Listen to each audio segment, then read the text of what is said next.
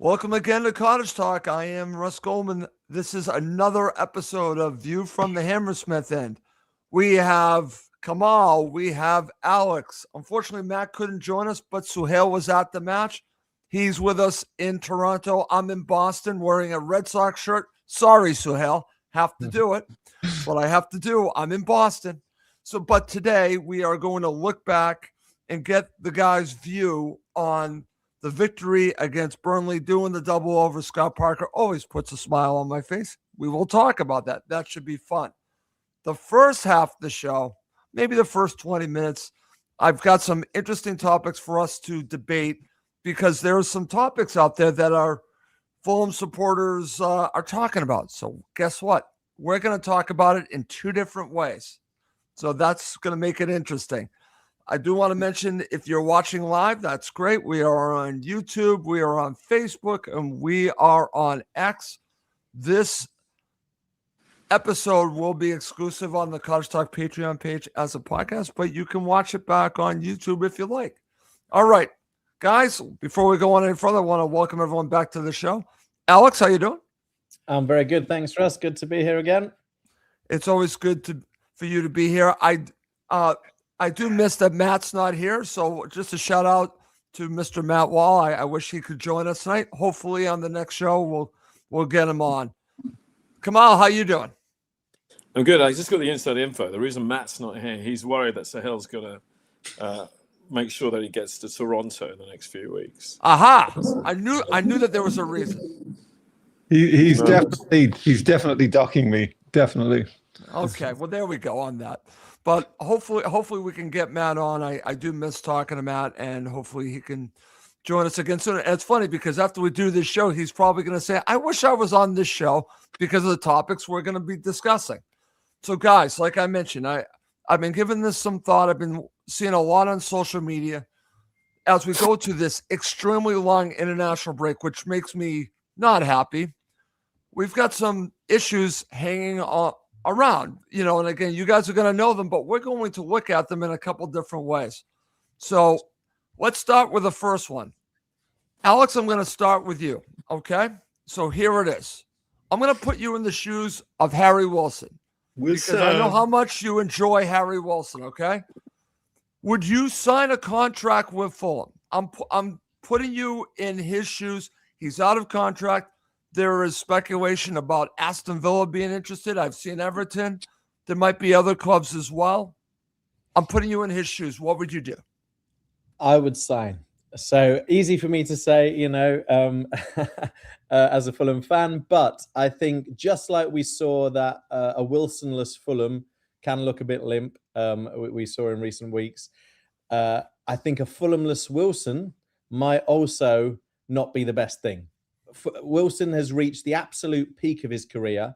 He's a player that I've always thought is incredibly gifted. Having watched him for Wales for years, I've always said this guy can be a main man for Fulham, and he's absolutely done that this season. He's now reached that point, and I think he'd be risking a massive amount to go somewhere else. Might not fit in the system. Fans might not, appreciate him the way that we do because we've seen his genius. And I think he'd be taking a massive, massive risk. I mean, I think and I think going to Villa wouldn't be a good thing for him. Going to Everton wouldn't be a good thing. I would definitely stay at Fulham over those choices. I hope he doesn't make it just a money decision because I think that would be a bad shout. The only thing for me that you could imagine that would be hard for him to turn down would be if Wrexham got promoted. And I told you that. I said Wrexham. He's from around there. If they offered him a massive contract and said we're going to build our team around you, then I don't know. That might be they might give a massive contract as well. That might be a difficult one for him to turn down.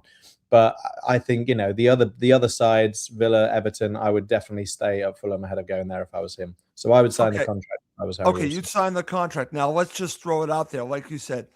Say the money is double. I don't know what the money difference is. Like I told you a while ago on the show, guys, that I had heard that his agent, and listen, his agent's doing what he's supposed to do. He's supposed to get the most money for his client. That's what he's supposed to do. But say he got money from, we'll just throw it out there. Let's say it's Villa and it's I don't know, 50% more than what Fulham are offering. Would that change your mind, or would you? Again, you are him. Would that make you pause because the money's so different, or is the situation? For you, what would it be for you? What would you be weighing? For me, I think the biggest factor would always be my playing career. I mean, it's a short run thing as a footballer, and I think it's the most important factor. You get limited time. In 3 or 4 years' time, he's not going to be a top Premier League player, or he's unlikely to be, right? And he's going to be looking back on these days as some of the best days of his life. And I think for the sake of a few extra quid, the amount of money these guys earn, I don't think it's worth jeopardizing the joy of having the best career you can have. So yeah, if I was him, I mean, 50% is a lot of money. The other question you've got to ask yourself with that is, does that mean I'm wanted by the club? So I don't think it's a purely pecuniary decision. If it's just about money, I think you should do whatever's in the best interest of your career, making sure that you're somewhere where you're appreciated, you're loved, they play you the right way, you can perform to your highest level. But I think if there's doubts in your head about how much this club really want me because they're not willing to pay as much, then yeah, fair enough, because it's all right that he's our sweetheart right now, but maybe he's thinking, if Silva moves on, I could find myself down the pecking order again, and I've turned down a much bigger contract somewhere else to basically be in the same position. So those are factors, but I think purely money, go for the career. Go for the career. Okay. I'm going to go to you, Sahil. I want your thoughts on this. Like I said, I'm going to be looking at the Harry Wilson situation 2 different ways. So this is the first way. This is from Harry Wilson's perspective.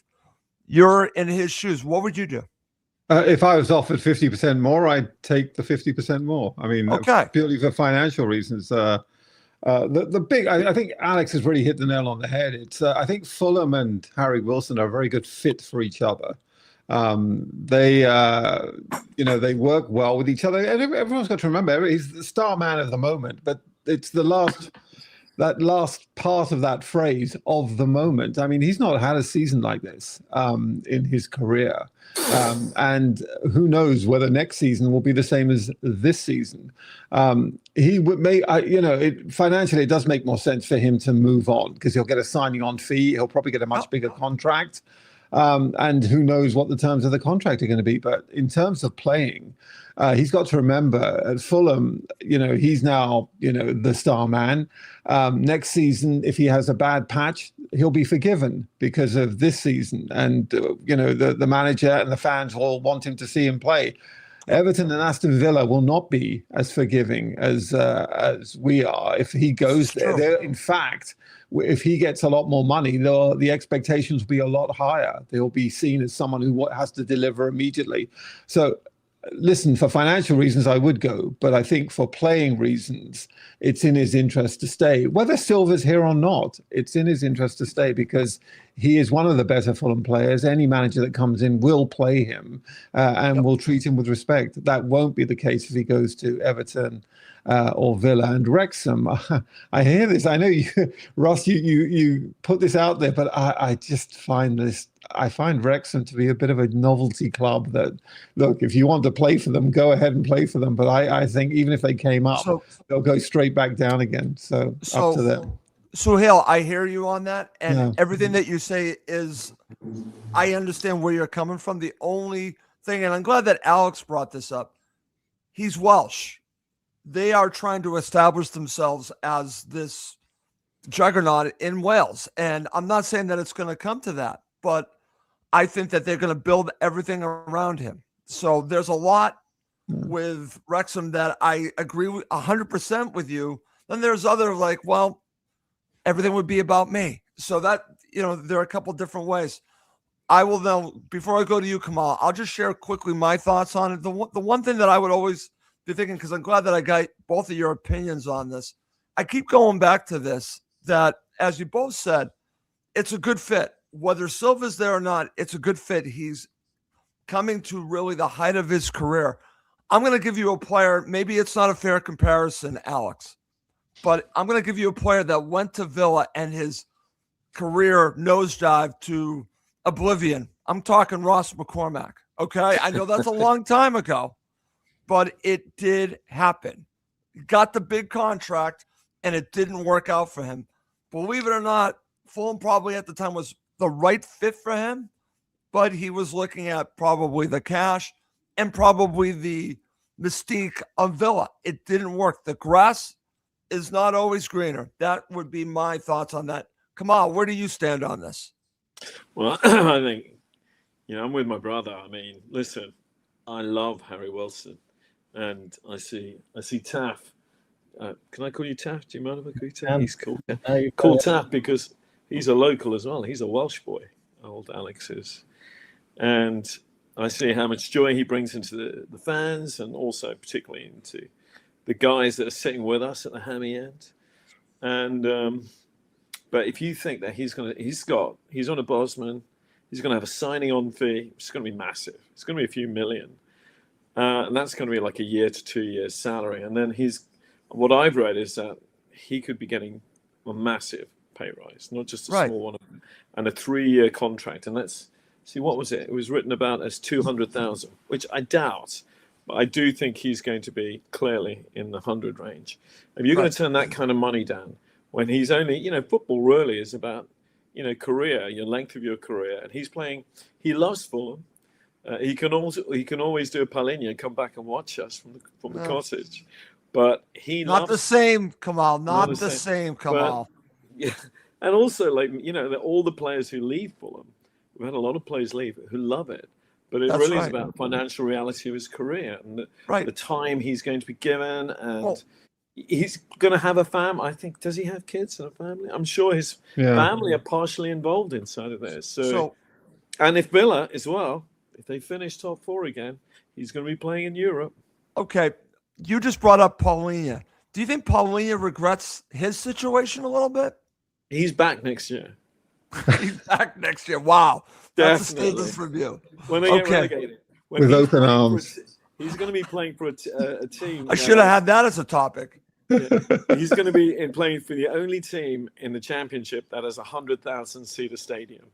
That would be the best. I would want to turn up on the first day to see that. Okay. Ross, can I just say that you said absolutely. Ross McCormack to Villa, but the better analogy is Clint Dempsey. Remember, Clint Dempsey had that standout season. Standout season. That's actually a better one. Yeah, and he goes Look at to the Spurs. smart brother, Kamal. Look at the smart brother. He goes to Spurs, and the very same thing happens. Goes to Spurs, doesn't get in the team, has a bad game. The Spurs fans turn on him because the expectations are so high. That is the better analogy, and that's why I think it's that balance, basically. Okay, and that's actually a good point. He ends up, Clint Dempsey, at Seattle Sounders eventually, but he never reached the same height. He was at the peak of his career, similar right now to Harry Wilson. So that's actually a good comp. Boy, Suhail outdoes me on this. That's actually really good. All right, so we've looked at this one way. Now we're going to look at it a different way. And I don't know if you guys are going to like being put in this position, but I'm going to put us all in this position. Alex, I'll go back to you. Ready? Guess what? You're Tony Khan now, director of football. Would you re-sign Harry Wilson? I know your answer. Go ahead. Yeah, 100%. I'd re-sign him. I mean, just on the weekend, who looks like they might score for us? And what happens when he doesn't play? We don't look like we can score. So I just think he's proven himself as the king of the cottage, and he absolutely, we should sign him. We should do what it takes to keep him. Obviously, there's got to be a limit. You've got wage structures and all of this kind of stuff, but I think we should show him the respect that he's earned, which is that he is our best player, and we love him and we want him to stay. And I think that's the very least we can do as a move. You can do that as much as you want, but if you make the guy feel like he's wanted, we really recognize what he's brought to the team, then I think there's every chance he will say, yeah, I'm settled here, I'm happy here, I'm loving life here, and why would I risk it all? So I think we should do whatever we can to keep him. Okay, so Kamal's doing the money sign. So can they match his Taff? Can they match his fee? Will they give him, what is the signing on fee? What is it? Is it between 1 and 4 million? Will they be able to double his salary? I've got no idea. But the fact of the matter is, if you're losing him, that's got to be part of our financial package as well, right? We've let him get to the point where he can walk away. So we're in the same game as everybody else now, except we've got an advantage, which is he knows what he's got here, and he will probably want to stay, given if everything else is equal, right? So we've got an advantage over negotiating with everybody else. Okay. Yeah, sure. If some team come in and just offer him the world, but I don't think they will. I think all of them will make sensible decisions, and I think we've just got to kind of do our best to get as close to match them as possible. Okay, so I'm going to share this, Alex, then I'm going to go to Suhail, okay? Because this is kind of where I'm going on this. Yeah. Because Scott Tanfield brings up a great point here. Not on 150K a week. Like I said, I heard 200. He's hearing 150. It could be somewhere in between, but that's a lot of money.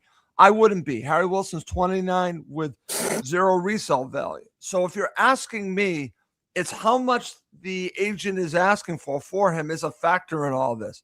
So for me, if it's going to be that, and I know that I've signed Oscar Bob, I know I have Kevin.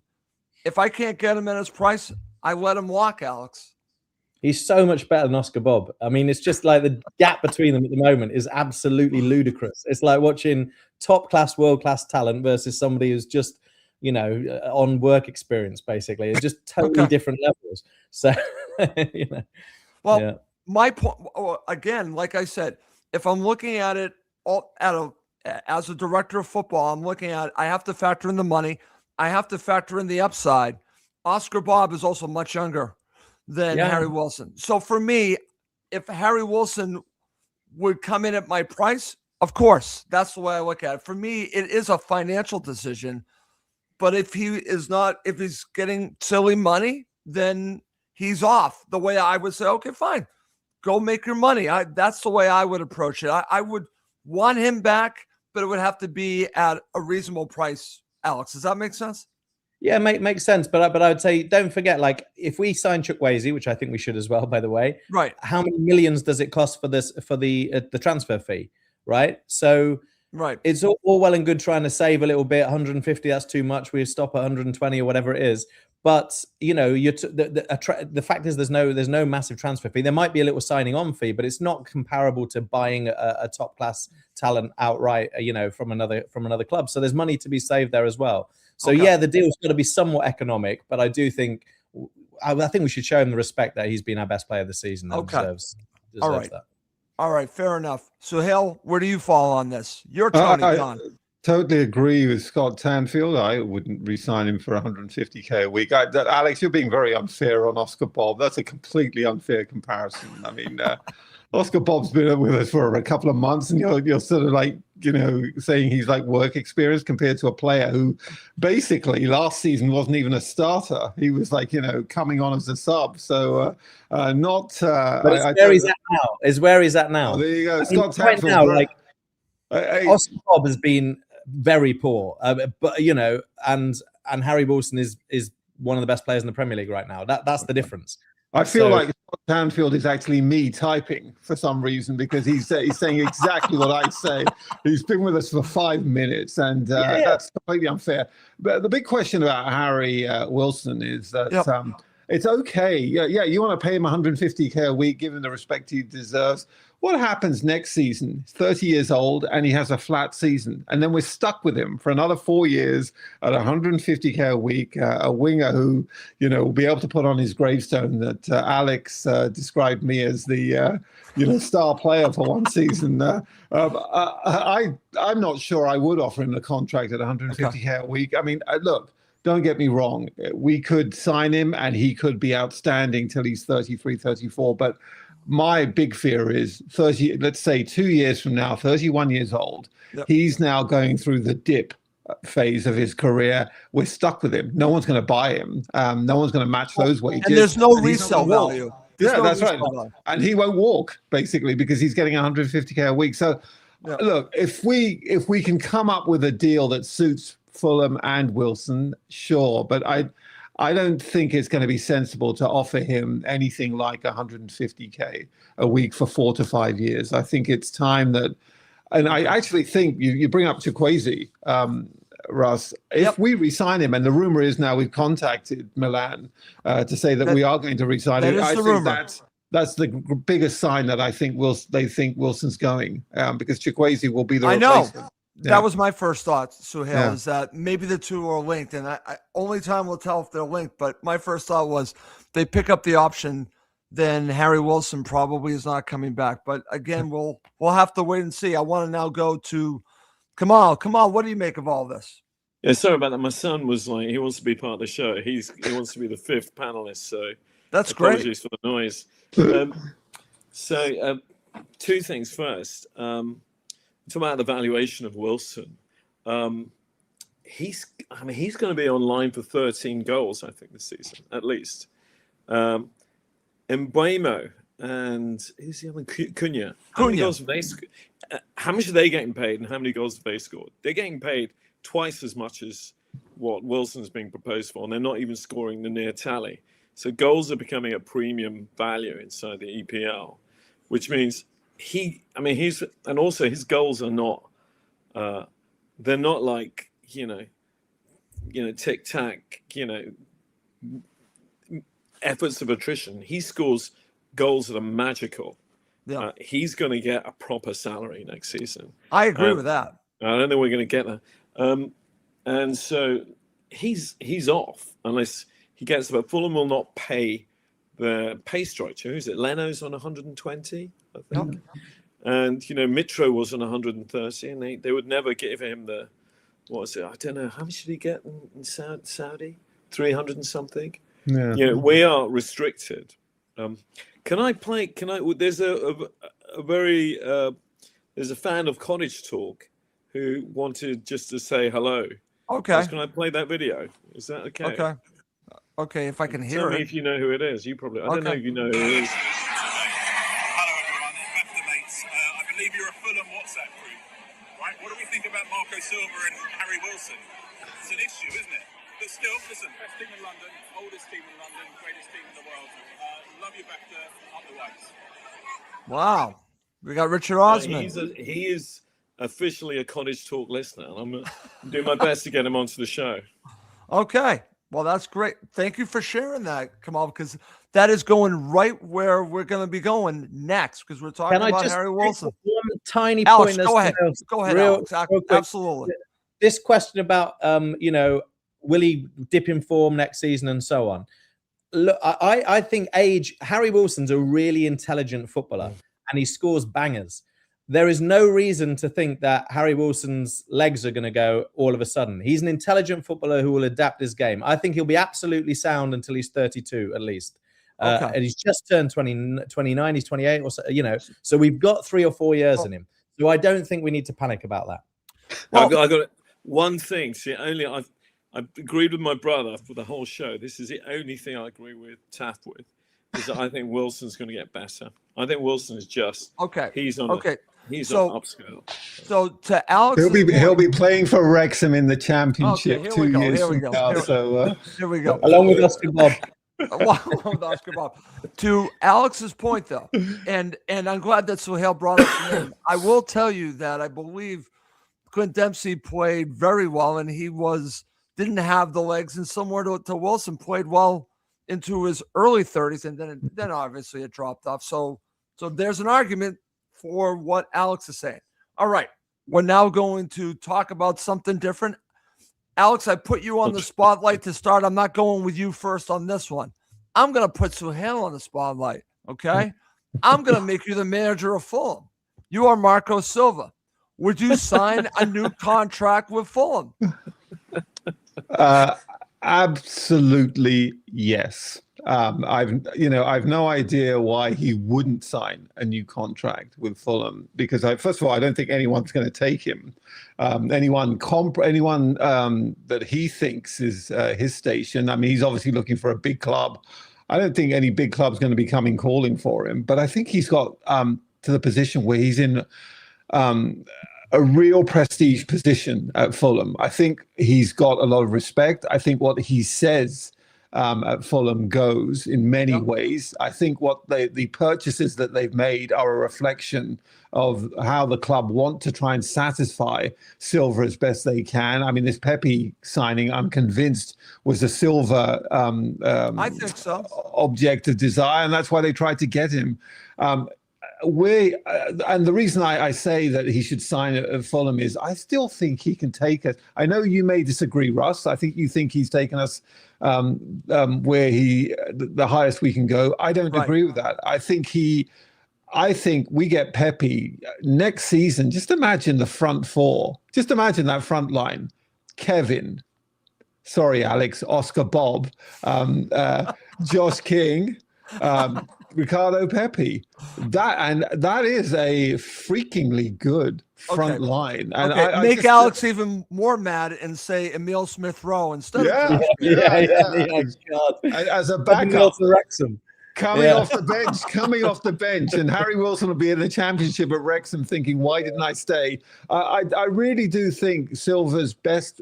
If I was Marco Silva, look, I'd bump up. I'd ask for a big bumper pay rise. I'd ask for a bit more security. But I really do think his best bet is to stay with Fulham. And if he does well with us, those big clubs are going to come calling. They're not going to come calling right now. No, I don't think so. And that's actually a good point. Over to you, Kamal. What would you do if you were Marco? Would you stay? Or would you, if somehow a team came at you that, I don't know, Tottenham? Well, I'm sorry, let's throw that out. Another team. Would you consider it, or would you be more apt to come back if you it's were Marco? It's a big question. It's a big question, Mark. And so Richard that's why Osman I'm bringing it to you, Kamal. Richard Osman from The Rest is Entertainment, one of the biggest podcasts in the UK, as he said, what is going on? What is happening, Marco Silva, Harry Wilson? It's a big question mark, isn't it? It's like the taboo thing all the fans never want to talk about, but constantly think about. That's right. That's why we're doing it, man. That's why we're doing it. I was gonna but answer the question, for God's sakes. Danger. I don't know. If I was Marco, honestly, and this is my feeling, I've got a lot of. I love Marco. He's done amazing things for the club, but I don't want to just keep looking forward to mid-table every year. Okay, but you're him. What would you do if you were him? Not if you were I'm waiting. So my super agent, what's his name? Is it Mendes? It's not. Who is it? He's Mourinho's agent, Ronaldo's agent. He said, we're going to play. George Mendes. It's George Mendes. Okay, so, we know that he's in the top two for Tottenham at the moment. It's him and what's his name? Who's at Marseille? He's managed. Yeah. So those are the two. Okay. And he's probably, he's doing what he did at the beginning of the season. He's hedging his bets. And his agent said to him, look, unless you play great football for the rest of the season, you're not going to get a job.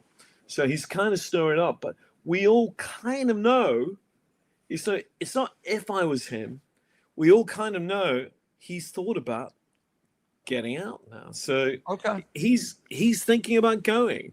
So he's thinking of going. If I'm thinking about going, why would I want to sign again? He looks also so bored in the interviews now. So this is great. What Matt's just said. Silva's tactics aren't as complicated as De Zerbi. I was speaking to you about this a few days ago. Yep. Marco is just inflexible. Is his way or no way? And there's like. Every contract has a silver lining. But what would be best for Marco is what I'm asking. Not what's best for Kamal. What's best for Marco? No, I mean, listen, Russ, come on, man. You're pushing me here. I know. That's why I'm doing the show. This is a bit like the man of the match question. It's a bit like the man of the match question here, Russ. No, come on, guys. Are we on the fence again? You're bullying me. You're trying to pick me to pieces. Listen. Oh my Lord! Come on. Look, with Silva, he's not going to sign another 3-4 year contract with Fulham. Okay.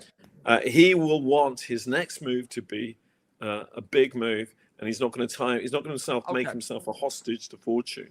Okay. I also think, if Wilson goes to Villa, they won't be Championship. I also think that I just cannot see Silva wanting to stay at a mid-rank team. Okay. Guardiola said, after the City match Yep. that, you know, Silva is one of the best managers in the world. Okay, so then I understand where you're going on this, but you're taking I a know my long brother time doesn't getting agree there. with But that. So, no, Well, I just think if I was Silva, I would go to Tottenham or Chelsea because they'll give me a 5-year contract and sack me after 3 months, and I'll be walking all the way, laughing all the way to the bank. this is true. Just for time's sake, Alex, I'm going to go to you because I got a second part of this. So, Alex, come on, Taff. If I was Silva, I would stay at Fulham. I think we've got a lot of brilliant players. See, I agree with this.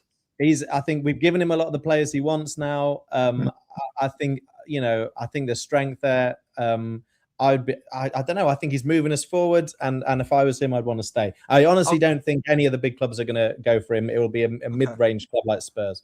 Okay, all right. You know, Alex. Sorry, I love that last line, Alex. Oh, I love that.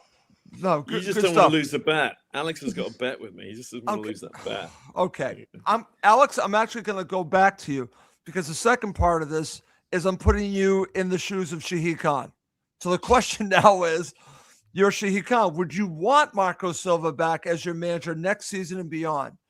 Think about it before you answer. Would you want him back? You're him now. He would then be in charge for Fulham for long term. Can he take us to the next level? Suhail, I know Suhail's answer. The answer is yes. So where do you fall on this? I'm yes too. I think he's doing a good job. I think, you know, yes, we're mid-table, but we're there or thereabouts. We're close to European football again. We were close last year. I think he's doing a really good job. And I think the vibe's good at Fulham. I've got no worries about catastrophe under Silva, you know, and you can rest on your laurels too much and kind of forget that teams look what happened to Forest this season, right? The teams fall apart. Exactly. Spurs, changing manager, falling apart. West Ham. Listen, I think we've got stability and we're moving in the right direction. We've got a lot of good players. We've got a good vibe. Silva's doing a good job. Let's keep him. Again, can't throw millions and billions of pounds at it, but let's keep it. And I think we're going in the right direction under Marcus Silva. Here's my argument back. Here's my counter to this. Okay, I'm just going to say it. So I would be looking at it as Shahid. Can he take us to Europe? Can he take and actually succeed in Europe? Can he do that? Because what I've witnessed, if I was the owner, I'd be saying, well, you know what? We've come close a couple seasons. We've been comfortable, as you said. We're stable. Can he take us to the next level where ultimately I want to be? I want to be on the biggest stage, the Champions League. Now, again, Fulham might never in our lifetime ever get there, but maybe they get to Europa League conference, Europa League. Maybe they get there. Back to where Fulham were at one point, the Europa League. So my argument, again, will be you've watched it, Alex. He doesn't make a lot of changes. He doesn't change his tactics. He's stubborn as all hell. You're the owner. Do you factor that in? Because I know I would. I don't think anybody's taking us to the Champions League unless we're investing 400, 500 million quid into the team. You know, that's the reality of the matter.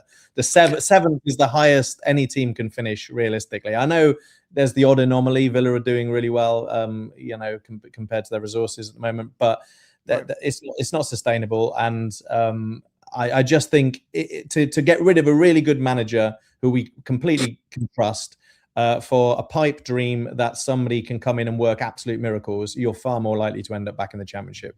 By following that. No, seriously, fair point. And anyone that has followed this, you know, again, if you talk and hear his son talk, it sounds like they're all in on Silva. So maybe this is a moot point, but I wanted to put us in the shoes of them, what we would do. I know what Suhail would do. Suhail would bring him back and probably give him a 10-year contract and say, let's just go with it. I definitely would re-sign him, and I would. 10 years is a bit too much. I really do think that. I think he can take us into Europe. I agree with Alex. We're not going to the Champions League. In fact, if we went into the Champions League, we wouldn't last very long there. So, but I do think we could get into the Europa League. I think we'd certainly get into the Conference League, and I think we do well in the Conference League. But I think the one reason I would like Silva back is he does want to do big things, and I think if you give him the contract, he will try and do them with Fulham. And there's every reason for him to try and do big things, because if he wants the big club, the way to do it is to do well with Fulham. So Sure. it's a sort of win-win for everyone if they do take him. I don't see him going to a big club at this point in time, because I think he hasn't shown himself yet to be a big club manager. Tottenham aren't taking him because they've had the Nuno and the Thomas Frank experience, taking these like smaller club managers, and they failed. I don't think they're going to do that again. I don't think there's any other place for him. I don't know, maybe Wrexham and Harry Wilson. And we're going back to Wrexham. And the championship, because that's where they're going to be in the next couple of years. See ya, Harry. I should have never brought up Wrexham, because now we're talking way too much. I never should have brought it up. It's my fault. Now I got Wrexham on the brain for everyone.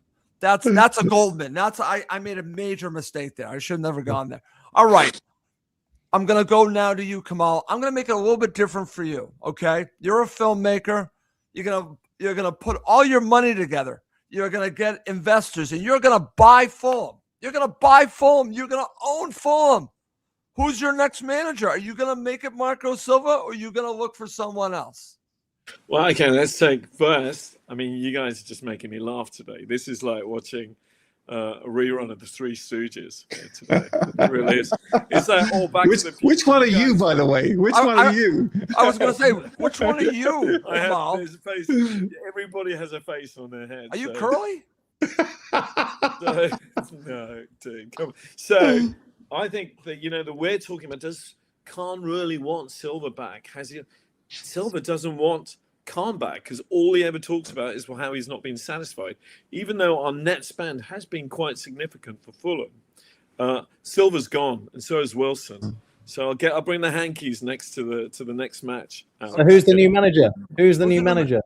Oh, there's a lot. There's a lot in there. I don't know. I still don't know. There's quite a lot of people. But one thing I do know is that Silva, when all that stuff happened with Parker, Silva was announced almost immediately. And the Khans, because he hasn't signed all reason, I'm pretty sure that by the end of last year, they were talking to somebody, and they'll have somebody almost ready to be planted in his boots. Okay. Do you have somebody you want, Ross? So if you're asking me, and I don't think that they could get him if we went down this road, and again, listen, there is talk in Italy about Cesc Fabregas. I'm not going to mention that again. I've already gone down that.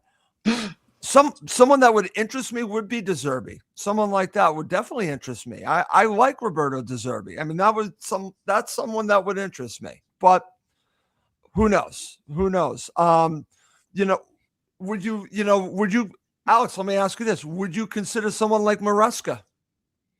Yeah. I don't like him. I think, no, I don't. It's too. I don't like his moody. I don't like it. I can't be bothered with him. No. That's what Todd Bowley said. That's what Todd Bowley said. And you got Liam Rosenior. Face.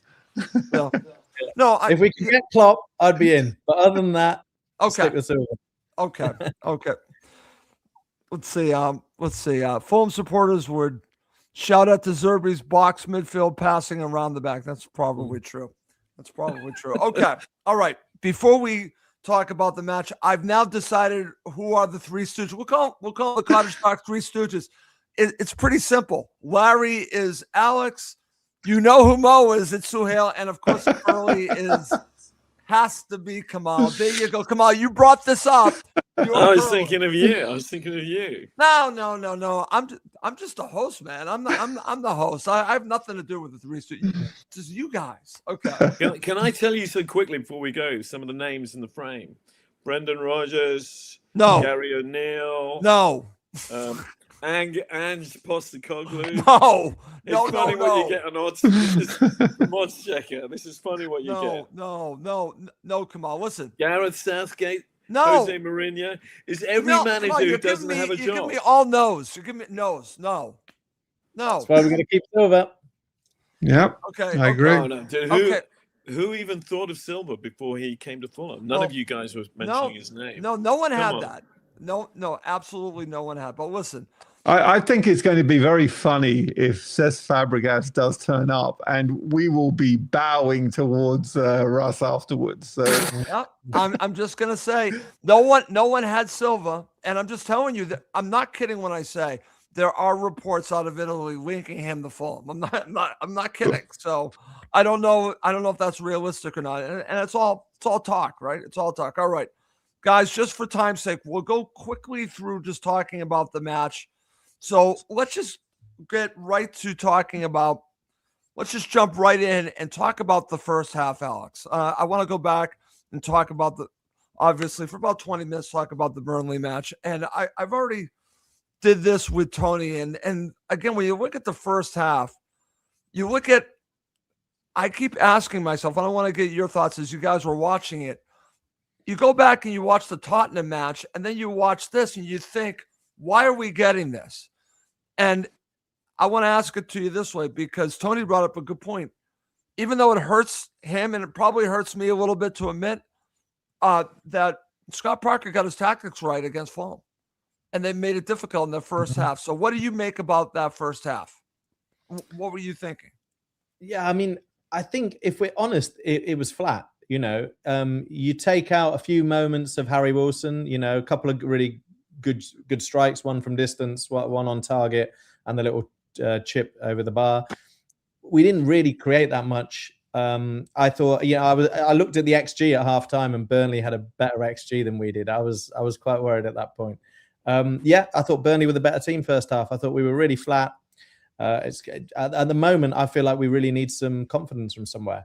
For me, there were a couple of really, really good performances on the weekend. We can speak about who they are later. But I think if you took those two out, it would have been bleak. So disappointing.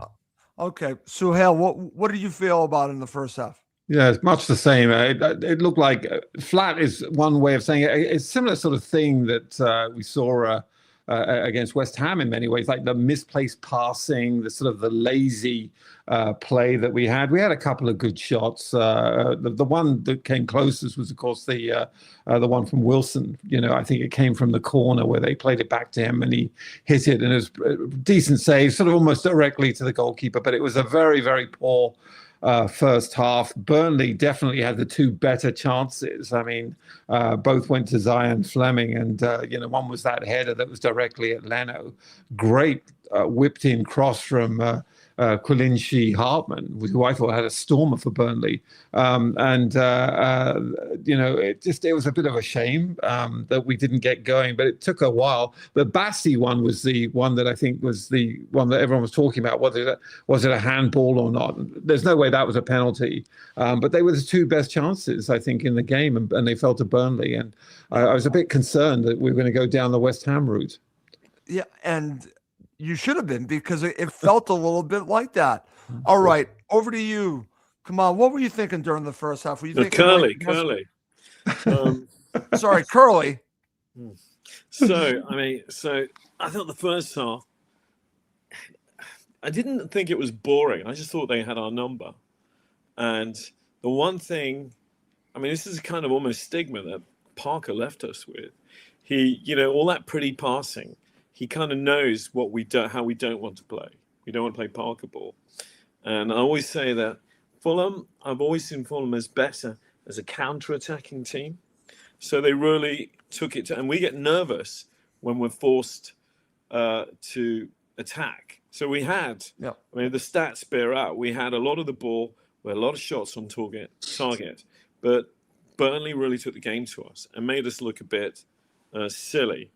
And I think that's it's the whole process of the match is the whole process of our season, where we're kind of playing the silver way, but we're learning how to win ugly. And players like Kevin, who wasn't featured, who like the pretty football, they realize they have to start playing in a way that's a little bit more aggressive, a bit more counter-attacking. Our goals came from nowhere. But also same with our shots on target. I tell you what I did like. I was quite excited to see Carl Walker, but I didn't even recognise him on the pitch. It was almost like that is like England's great Euro fullback, turning into almost just like I don't know. I don't want to use a bad word, but he was just a bit of a lapdog for Burnley. When he got subbed, I felt a bit, sorry for him, but that's how quick you can lose the game. I think everybody in our side was pretty bored. I didn't see my brother. He left his son with me, who I was explaining the whole game to, explaining everything, how, corners, free kicks. And he was like, I don't know, he's in the middle somewhere. But with all of his swearing, so. Well, to be honest with you, he was probably better off with Mo than with Curly, but hey. Anyways, okay. So let's talk about the second half. Okay, so let's go to the second half. Alex, I will go back to you, and I want to get your thoughts on really the start of the second half. I was talking to Tony about this. When you look at the start of the second half, it was encouraging, right? Again, they came out with purpose. Before we talk about the unfortunately leading up to the Burnley goal. You cut out for a second, but I heard we're talking about the Burnley goal, right?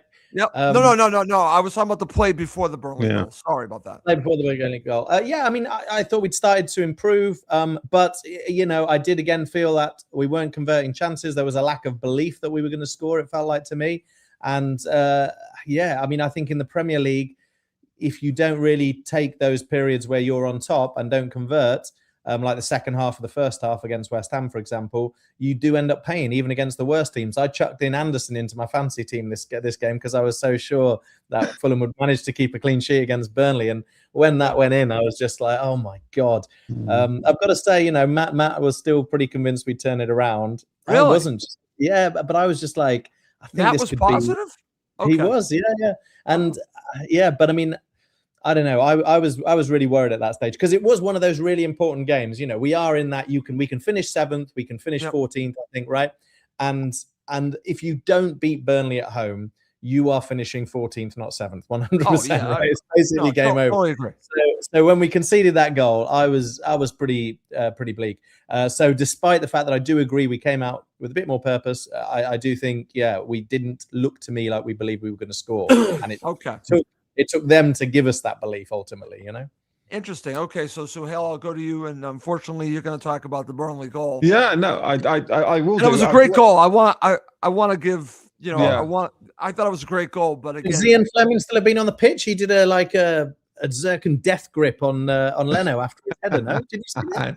Yeah, I didn't see that. No, but I thought the goal was a decent goal, great finish, but I thought our defense was all over the place, and it all came from the fact that Anthony Robinson was sort of pulled out of position because he was marking the number. I think it was Ogachuku. He was marking him, and then of course the cross came in from the other side. So that was the problem. When the goal went in, I like Matt thought, you know what? And I should also say Joachim Andersen did not cover himself with glory because I know he wasn't covering that, but the ball went straight past him. And I just thought, you could have been a little bit further out to try and clear it. But anyway, it was a great finish from Zion Fleming. But I should say that even after that goal, I didn't think we were going to lose that game because prior to that, we had 3 really good chances, including one from our work experience apprentice who almost scored the goal before the Welsh superstar, who is leagues above him.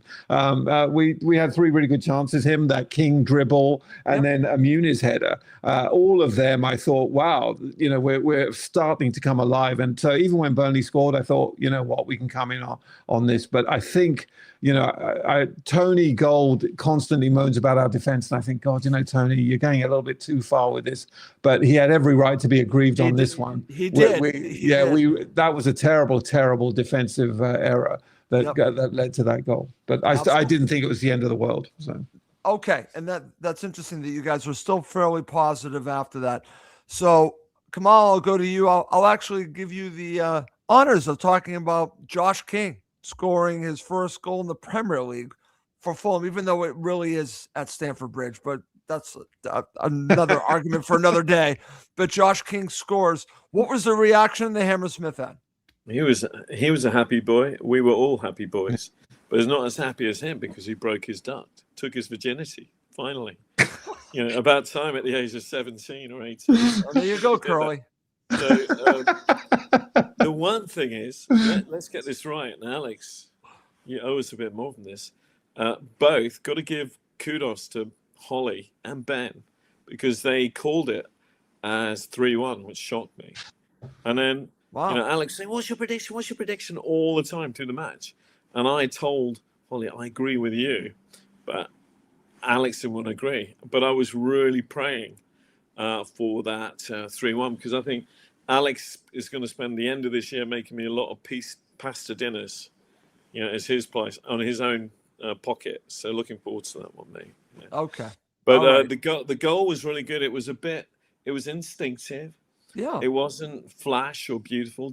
He got the ball, he hit it, and he kind of did a pirouette, turned around blindly to get it into the back of the net. And it was it's this plain ugly side, which is not what we saw.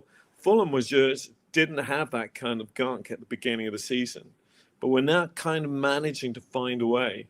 Even I want to forget the last couple of weeks, but we have to play that way to get ahead, and we won't have Wilson next year. Yeah. Oh, we're going back there. Again, we talked about that at the beginning of the show. Let's leave it there, Curly. It's in Alex's head. That's the thing that's going around in his head. Okay. Good stuff. All right. So now we're at 1-1. Now I'm going to go to Larry, which is Alex, because I have to give this to him. So let's talk about Harry Wilson's goal. Now, again, here we are. We're talking at the beginning of the show about should Harry Wilson stay, blah, blah, blah.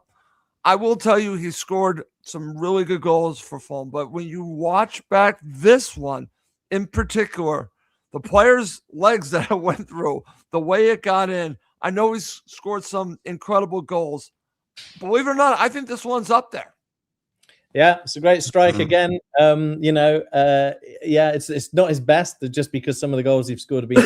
I know, but it's a beautiful goal. He's got a ton of bodies in front of him, and the way he just came onto the ball, I knew straight away that he was going to score. It's just like.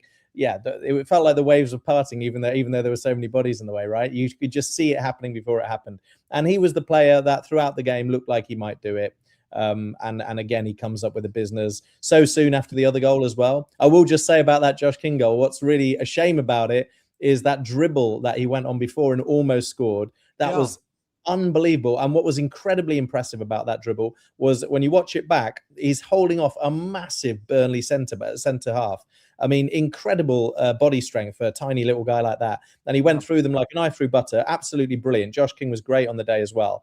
And really, really, really impressive. Muniz should have scored. Muniz should have scored from that. Should have scored a follow-up. I mean, Muniz did really well, but he just needs some confidence right now. He's like lacking the header, that chance. He just doesn't believe again that he can put the ball in the back of the net. And that's the thing with Wilson. He feels that he can put the ball in the back of the net, and that's where you get moments of magic like that.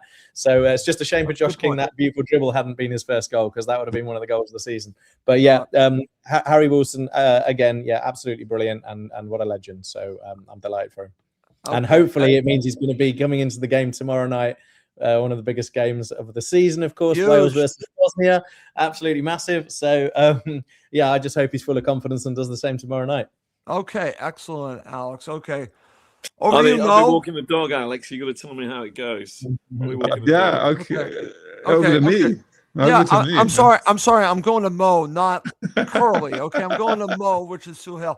So again, I want to talk about Raul finishing it off, but beforehand, they had some opportunities, Suhail, to equalize. Thankfully, and again, a lot of talk about Bernd Leno being basically done. Bernd Leno is still a world-class goalkeeper to me. Made some great saves, but it all leads up to Raul. And I said this on the post-match show, and if you listen to anything from Burnley, the players and the fans are bitching about his style of how he takes the penalty. It's legal, and he puts it in the back of the net. Let's talk about the goal that puts the match away. Yeah, what's interesting about that goal is the lead up to it is people forget that amazing pass by Chukwueze, to cut the defense in half, and clearly a penalty because I think Raul would have scored. I mean, if you look at it, we were right; it was right in front of us, and just as he was about to pull the trigger, that's when the push happens in the back. So the kick is sort of miskicked, but the goal, the penalty, he's one of the few guys that I've seen. It used to be Ivan Toney, but when there's a penalty and he's going to take, it's a goal. You don't even have to worry about it. It's a goal. And these Scott Parker, I mean, who considers himself some sort of genius at football, clearly doesn't know the rules because it's clearly legal. The only thing that you can't do, you've got to keep a forward momentum for the most part. But what you cannot do is when you end the run up, you can't feint or stop or stagger. You've then, as soon as you put your foot down to kick it, you've got to kick the ball. That's it. Everything he does in the run up to that is purely legit. Yep. And I should say this, and this is what people miss when they talk about this, they're criticizing this.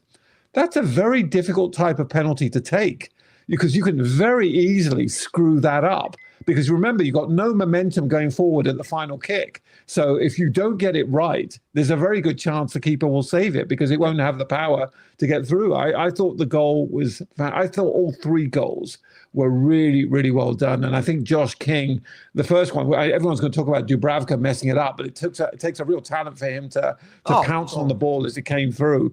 And at the second goal, I know it's sort of inevitable. It's a bit like Thanos, right? Every time Harry Wilson gets the ball at the edge of the area, it's inevitable he's going to score. But again, just don't forget, it was Josh King that got it. He passed the ball out to Wilson for him to run in space. All three goals were lovely goals to watch. And on a sunny Saturday afternoon, no nicer place to be than at Craven Cottage watching that stuff. That's all I can say. That's great, guys. I'm glad that you could experience that, and doing the double over Scott Parker obviously puts a smile on my face. All right. To end the show, let's go to man of the match. I had Josh King as my man of the match. Alex? Yeah, I'm gonna give it to Josh King as well. Harry Wilson was brilliant, but Josh King, as Matt pointed out, brilliant assist for the Harry Wilson goal as well as scoring himself, and that beautiful dribble, full of energy all day long. A massive upgrade on ESR, and long may it continue. You have to continue to go there. Okay. Yeah. Okay, Larry has to get one last in. Okay, Kamal, Curly, who's your man of the match? I'm not sure. So by the way, you started this. What? You're doing this again? No, because it's for me. So Leno had a great game. I also thought that my heart went out to Raul because of the goal and his response because his dad passed away a few days before, and I just thought it was beautiful. But for me, the most sublime touch in the game was Wilson, just pure artistry. Wow. So you're going to give it to Harry Wilson? He's just a phenomenon. He creates his goals should be hung up in the Louvre or the Tate Modern. It's genius, guys. Okay, we got Kamal to make a decision. Fantastic. Yeah, so Hell, you got the final word. It's definitely Josh King. I mean, he was scored the equalizer, was everywhere. The assist for the second goal. I agree with Alex that this was the first time my big criticism of King has always been the fact that he's so slight and he gets pushed off the ball very easily. But this match was he actually held his own a lot more against a very rough and tumble Burnley defense. I really, really liked him. One of his best games, I think, in a Fulham shirt, and I suspect he'll be starting the next game. No doubt about that. He's a leader, he's a future leader. Okay, so Matt asked who's Shemp in this Stooges outfit. So I would say myself, but I'm more of an Abbott and Costello guy, so I'm going to be Abbott. So I'll be Abbott. Bad. Okay. Who's Costello? I don't know. I don't know. I'm just making this up as I go along. I don't know. It's got to be Tony Gold's got to be Abbott, and that's right. Fine. I'm Costello. Tony's Charlie Chaplin. No. Actually, Abbott would be Tony, and I'll be Costello. There you go. Okay. Hey, I'm too young to know what any of this means. A big shout out. Big shout out to Tony because it was the first time everybody on the podcast got together at the same time, and it was a real good vibe and buzz. I was so pleased that there was very little I disagreed with Tony. I have more arguments with these guys. These guys are more, they would be like, I would boycott these guys. Tony, I like the level of his volume in my ear. He's right. My ears don't bleed. Your ears don't bleed. Okay. Guys, fantastic show. I really enjoyed it. Alex, before we go, I want to get your thoughts how we started the show. Did you enjoy the topics I brought to the table? Yeah. Be honest. Yeah, no, I totally did. I thought great debates. Matt also said in the chat, Andoni Iraola. He would be a great option, by the way, but I do think he will end up going to somebody like Man United or Liverpool. Yeah. He would be a great option. He's fantastic. Palace has made a move for Iraola. I find that mad. Yeah, like if he went to Palace, that would be crazy. But I think he'll aim higher. But he would be great. He'd be brilliant. Yeah, I agree with that. I'd agree with Iraola. Okay. Over to you, Suhail. I mean, Mo. Thank God I'm not appearing on any more of these things here, all these names I'm getting called, basically. But all I can say is, it was a great game. I've got to echo my brother's comments. It's a commendation to you, Russ, that you brought all of us together. And if you would have been very proud if you'd seen the scene after the game in the Riverside stand when we were all together. It's a shame I told you, I love the picture. The picture made me happy. I missed Matt, unfortunately, because he had to leave. He had to leave early, and with a bit of miscommunication. But having all of us together, seeing Tony Gold, Alex, the whole group together was a really special moment for me. And it's a real credit to your show that you've allowed us to do this. And I'm hoping that it just grows, basically, that this group and this family grows. Thank you, Suhail. Yeah, mate. Richard Osman listens to your show, and I know you told me that. Of one of the biggest podcasts in the UK. I know that. He didn't know my face; he knew my voice. I know you. He know. I know you. You're the less smarter brother. That's what he said to you. I was gonna say that, but in all seriousness, and listen, I want to give a shout out to Matt and also a shout out to Ben and Holly. They haven't been on the show, but I feel like they're part of the show anyways. So shout out to them because they're part of your group, and so they're part of our group. So I just want to give them a shout out as well. I'm giving you the final word, Curly. Final word to you. Okay, so the one thing I knew is I saved the best for last. That at the beginning of the match, we were all our heads are down. We were all whining like little dogs by the side of the pitch. Taff was like not talking about anything because he was assured that he has to spend some big money to keep me and my mates happy with a meal. Because, we all thought, all of us thought, Fulham's going to end up mid-table obscurity. By the end of the match, our heads are looking up. We're looking to Europe again. This has just got to be another season at Craven Cottage. It never ends. The pain and the glory never ends. Okay. All right. Is that all right? Did I read your script? That's good. I'm back in April, leading a group of judges from Canada to the Aston Villa game. So we'll see you then, Alex, and obviously Kamal. But I hope you come around to the Riverside stand to meet up with us afterwards because they want to meet you guys. They watch this show. One or two of them watch the show, and they want to meet you guys. So come around. That's awesome. Looking forward to the judges' verdicts. Yeah. The judges' verdicts. Okay, excellent. All right. Great show. I really enjoyed it, but it is time to wrap this up. For Mo, Larry, and Curly, I'm Costello. Thank you again for watching Cottage Talk.